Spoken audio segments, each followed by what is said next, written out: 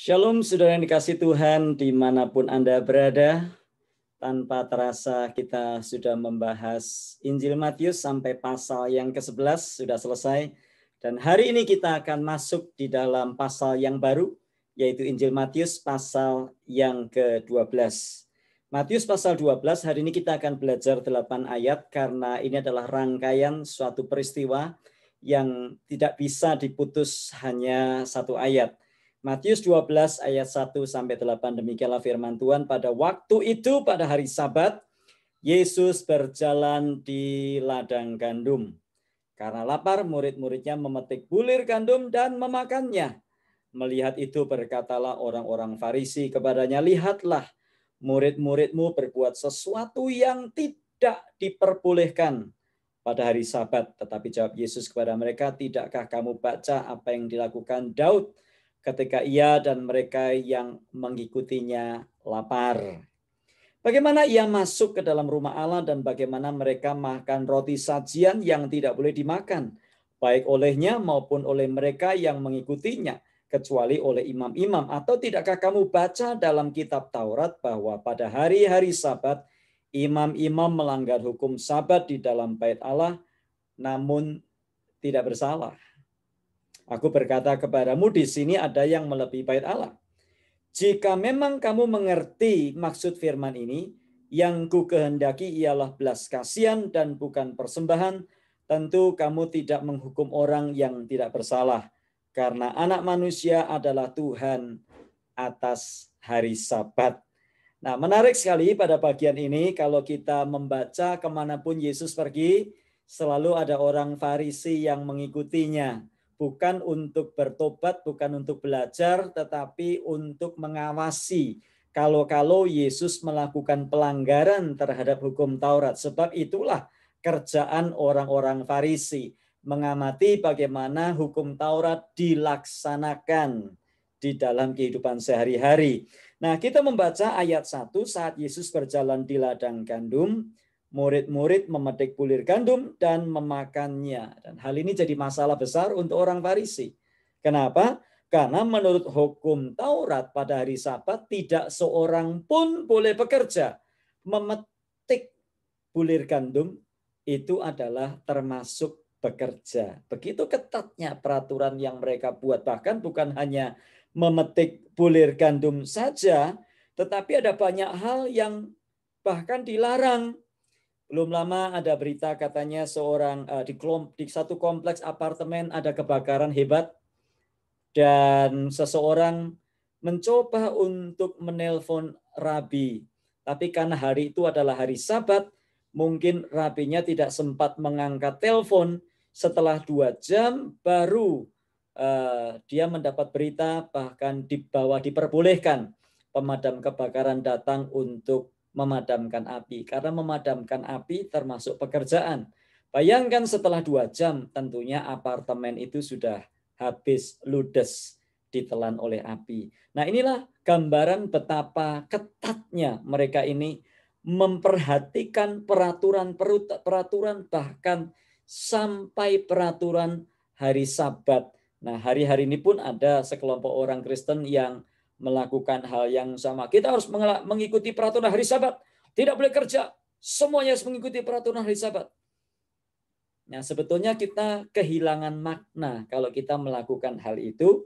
Sebab seringkali terlalu banyak orang yang hanya tahu peraturan tetapi tidak tahu esensi dari peraturan itu. Sehingga orang-orang tersebut mengharuskan orang-orang dan terlalu kaku untuk mengikuti peraturan agama, bahkan cenderung menghakimi orang lain. Nah, kalau kita belajar, hukum Sabat itu diciptakan Tuhan, diberikan Tuhan supaya manusia ingat kepada Tuhan. Firman-Nya berkata, ingatlah dan kuduskanlah hari Sabat. Hari yang ke-6, 6 hari lamanya engkau harus bekerja, tapi hari yang ke-7, hari Sabat, haruslah kudus bagiku. Artinya adalah setiap umat manusia diperintahkan untuk jangan lupa kepada Tuhan. Itu sebabnya disediakan hari Sabat. Tujuannya apa? Tujuannya esensinya untuk mengingatkan kita supaya kita tidak lupa kepada Tuhan. Nah, tetapi orang-orang Farisi begitu kaku. Jadi mereka mengabaikan hal-hal yang lebih esensial. Menjalankan Taurat tanpa hati yang dikuasai oleh kebenaran dan kasih. Sebetulnya adalah suatu kesia-siaan. Di satu sisi kita bertekun, berpegang kepada aturan yang kaku dari agama. Di satu sisi kita hidup di dalam kepura-puraan. Di satu sisi kita hidup di dalam hal-hal yang justru tidak sebanding atau tidak sesuai dengan apa yang kita pegang tadi. Sebetulnya adalah sesuatu yang boleh dibilang sia-sia.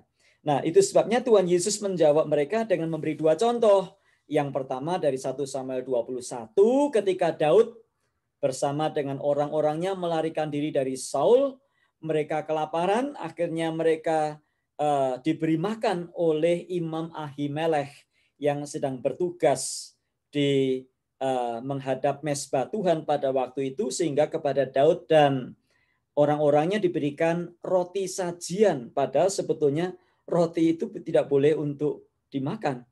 Tetapi Imam Ahimelech memutuskan mengutamakan belas kasihan bagi Daud yang dalam keadaan lapar daripada peraturan mengenai larangan makan roti. Ini yang disebutkan oleh Tuhan Yesus di dalam ayat yang ketiga.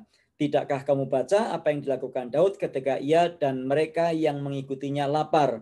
Bagaimana ia masuk ke dalam rumah Allah dan bagaimana mereka makan roti sajian yang tidak boleh dimakan, baik olehnya maupun oleh mereka yang mengikutinya, kecuali oleh imam-imam. Nah, dalam hal ini sebetulnya ada pelanggaran, tetapi toh Imam Ahimelech yang memberikan karena alasan untuk memberi makan atau belas kasihan kepada orang yang lapar. Nah, contoh yang kedua adalah yang Tuhan Yesus berikan di dalam Bilangan 28, di mana para imam tetap melakukan pekerjaan mereka di dalam bait Allah di hari Sabat.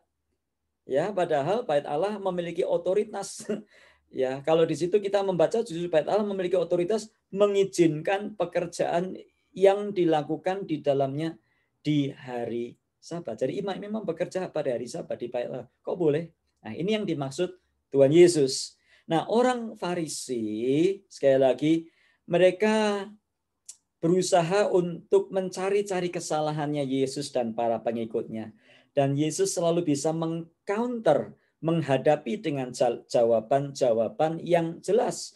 Jawaban-jawaban yang berupa esensi dari hukum Taurat dan peraturan-peraturan yang dibuat.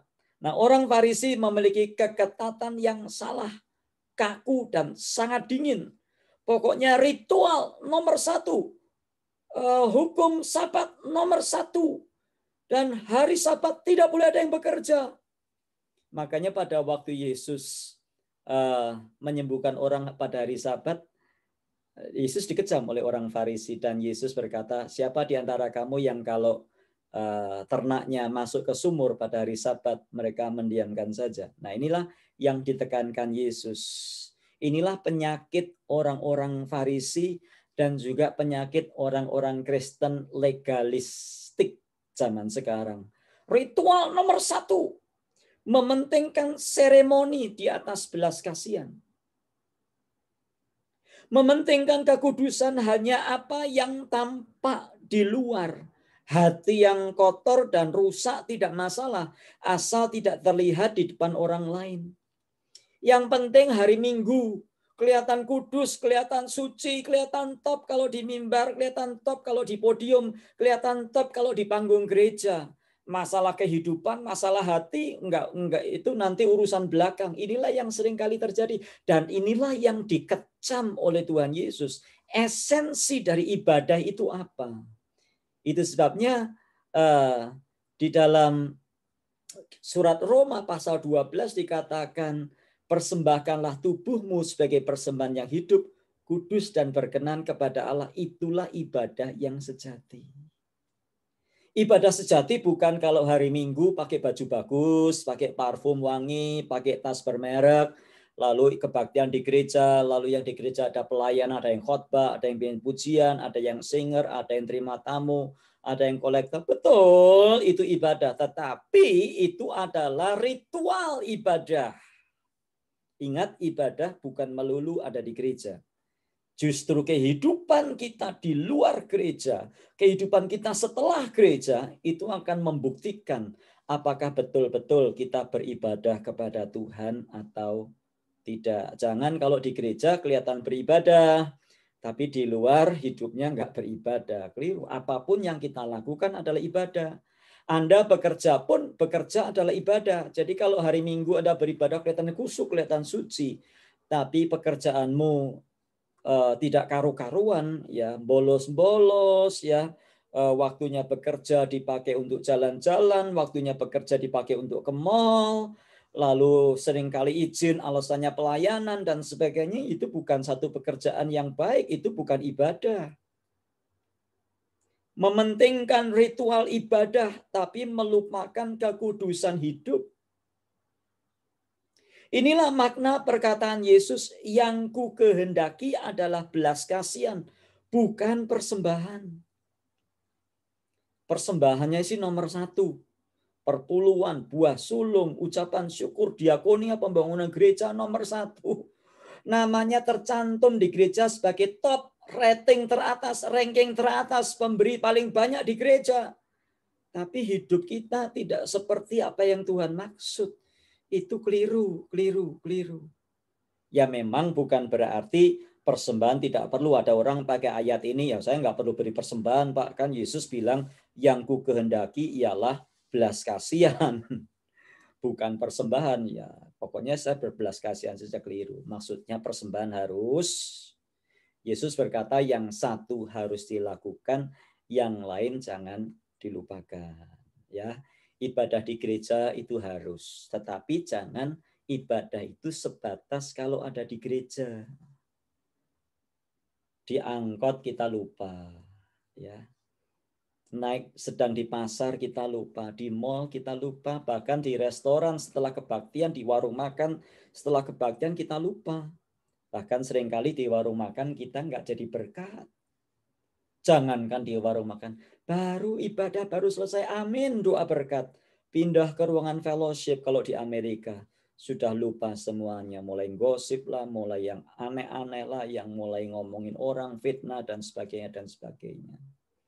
Inilah yang dikehendaki Tuhan dalam hidup kita. Jadi, belas kasihan, bukan persembahan.